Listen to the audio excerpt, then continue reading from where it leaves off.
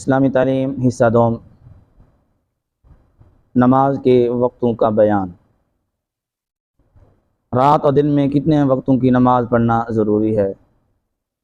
رات اور دن میں کل 5 وقتوں کی نماز پڑھنا جو ہے وہ ضروری ہے، یعنی کہ فرض ہے۔ وہ 5 وقت کون کون سے ہیں؟ وہ 5 وقت یہ ہیں: فجر، ظہر، عصر، مغرب اور عشاء۔ فجر کا وقت کب سے کب تک رہتا ہے؟ فجر کا وقت اجالا ہونے سے فجر کا وقت شروع ہو جاتا ہے اور سورج نکلنے سے پہلے تک رہتا ہے۔ جب سورج کا ذرا سا کنارہ بھی نکل آتا ہے تو فجر کا وقت ختم ہو جاتا ہے۔ ظہر کا وقت کب سے کب تک رہتا ہے؟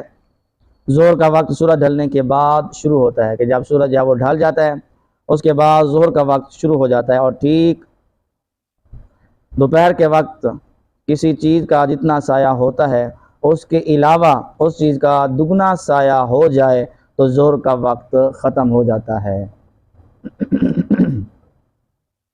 عصر کا وقت کب سے کب تک رہتا ہے؟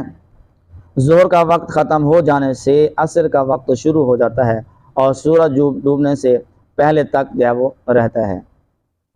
مغرب کا وقت کب سے کب تک رہتا ہے؟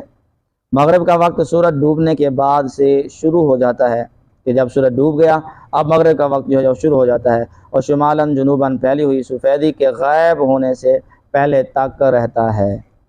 عشاء کا وقت کب سے کب تک رہتا ہے؟